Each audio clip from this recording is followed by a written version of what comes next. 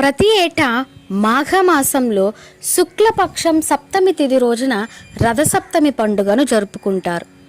ఈ సందర్భంగా రథసప్తమిని ఎందుకు జరుపుకుంటారో ఇప్పుడు తెలుసుకుందాం. భూమిపై జీవరాశులు సుభిక్షంగా మనగలుగుతున్నాయంటే అందుకు కారణం సూర్యుడే. ఈ కారణంగానే భానుడిని కనిపించే దేవుడు అని అంటారు. హిందూ సాంప్రదాయం ప్రకారం సూర్యాధనకు ఎంతో విశిష్టత ఉంది. ముఖ్యంగా భక్తులు సూర్య జయంతి రోజు ఎక్కువగా పూజిస్తారు. మాఘమాస శుక్లపక్షం సప్తమి తిథి నాడు ఈ పర్వదినం వస్తుంది. దీనినే రథసప్తమి అని కూడా అంటారు. సూర్యుడు 7 గుర్రాల రథంపై దక్షిణాయనం ముగించి పూర్వోత్తర దిశగా ప్రయాణం సాగిస్తారని భక్తులు విశ్వసిస్తారు. అది ఈ రోజు నుంచే ప్రారంభమవుతుంది. మాఘసప్తమి నుంచి రానున్న 6 మాసాలు ఉత్తరాయణ పుణ్యకాలంగా పరిగణిస్తారు. మరి సూర్యునికి 7 గుర్రాలు ఎందుకు అంటే, సూర్యుని 7 గుర్రాలు 7 వారాలకు సంకేతాలు. ఈ 7 గుర్రాలను వేద ఛందస్సులు అని అంటారు. గాయత్రి, త్రిష్ణుప్, జగతి అనుష్టుప్, పంక్తి, బృహతి, ఉష్ణిక్ అనే 7 గుర్రాల రథంపై సూర్యుడు స్వారీ చేస్తూ మేషం నుంచి మీనం వరకు ఉన్న 12 రాసుల్లో ప్రయాణిస్తాడు. మరి ఈ 12 రాసులను పూర్తి చేయడానికి సూర్య రథానికి 1 ఏడాది సమయం పడుతుంది. ఇక విశ్వం ఒక వృత్తంలా భావిస్తే దానికి 360 డిగ్రీలు ఉంటాయని గణిత శాస్త్రం చెబుతోంది.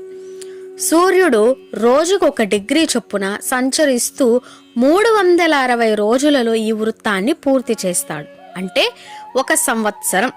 అందుకే జ్యోతిష్కులు ఈ సృష్టి చక్రాన్ని 12 రాశులుగా విభజించి ఒక్కొక్క రాశిని 30 డిగ్రీలుగా విభజించారు.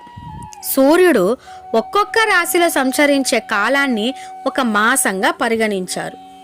మనకు కనిపించే సూర్యుడు ఒక్కడే అయినా విశ్వంలో ఇంకా 11 మంది సూర్యులు ఉన్నట్లు పరిశోధకులు గుర్తించారు.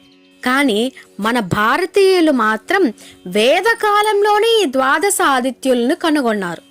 వారే మిత్ర, రవి, సూర్య, భగ, పూష, హిరణ్యగర్భ, మరీచి, ఆదిత్య, సవిత, అర్క, భాస్కరులు. వీరే 12 మాసాలకు అధిదేవతలు. వీటి కారణంగానే 12 రాశులు ఏర్పడ్డాయి. సూర్యుడు ఒక్కొక్క మాసంలో ఒక్కొక్క రాశిలో సంచరిస్తాడు. ఇక మాఘమాసంలో అర్కనామంతో సంచరిస్తాడు. మాఘం అంటే పాపం లేనిది అని అర్థం. పుణ్యాన్ని ప్రసాదించే మాసం కాబట్టి ఈ మాసాన్ని మాఘమాసం అన్నారు. నిజానికి ఉత్తరాయణం మకర సంక్రాంతితో ఆరంభమైన రథసప్తమి నుంచే ఉత్తరాయణ స్ఫూర్తి పూర్తిగా గోచరిస్తుంది. దక్షిణాయనం నుంచి విముక్తుడైన భాస్కరుడు ఈ రోజు నుంచే ఉత్తర దిక్కుగా ప్రకాశిస్తాడు. కాబట్టి రథసప్తమిని సూర్యగ్రహణ తుల్యంగా భావించి పితృ దేవ ఋషి తర్పణాలను ఇవ్వాలనే నియమాన్ని నిర్ణయించారు. సౌర కుటుంబంలో అన్ని ప్రాణులకు సూర్యుడే ఆత్మ. కాబట్టి సూర్యోపాసన చేస్తే రుణ, రోగ, శత్రుబాధలు నశిస్తాయి. మన మంత్ర పుష్పాలలో ఒకటిగా పేర్కొనే యోపం పుష్పం వేద పుష్పవాన్ ప్రజావాన్ పశుమాన్ భవతి అనే వాక్యాలు దీనికి సంబంధించినవే. సూర్యారాధన చేసేవాడు పుష్పవంతుడు, సంతానవంతుడు, పశు సంపద సమృద్ధివంతుడు అవుతాడు. సూర్యకాంతిలోని కిరణాల ప్రభావం వల్లే శరీరానికి సహజ సిద్ధంగా విటమిన్ డి లభిస్తుంది. సూర్యకిరణాలు శరీరంపై తప్పక ప్రసరించాలి. అందుకే సంధ్యావందనం, సూర్య నమస్కారాలు, ఆర్ఘ్య ప్రదానం మొదలైన ప్రక్రియల్ని ప్రవేశపెట్టారు మన పెద్దవాళ్ళు. ఇక రథసప్తమి రోజున ముఖ్యంగా తలపై జిల్లేడాకులు ఉంచుకొని స్నానం చేస్తే ఎంతో పుణ్యం లభిస్తుందని, 7 జన్మాల పాపాలు నశిస్తాయని భక్తులు నమ్ముతారు. అసలు రథసప్తమి రోజున తలపై జిల్లేడాకులను పెట్టి ఎందుకు స్నానం చేయాలో తెలుసా? పురాణాల ప్రకారం రథసప్తమి రోజున అగ్నిశ్వాత్తులు అనే పండితుడు తనువు చాలించిన తరువాత స్వర్గలోకానికి వెళ్లేందుకు ఎంతో నిష్ఠగా యజ్ఞం చేస్తున్నారు. ముని భక్తికి తృప్తి చెందిన శివకేశవులు వారిని స్వర్గానికి తీసుకురమ్మని దేవ విమానాన్ని పంపారు.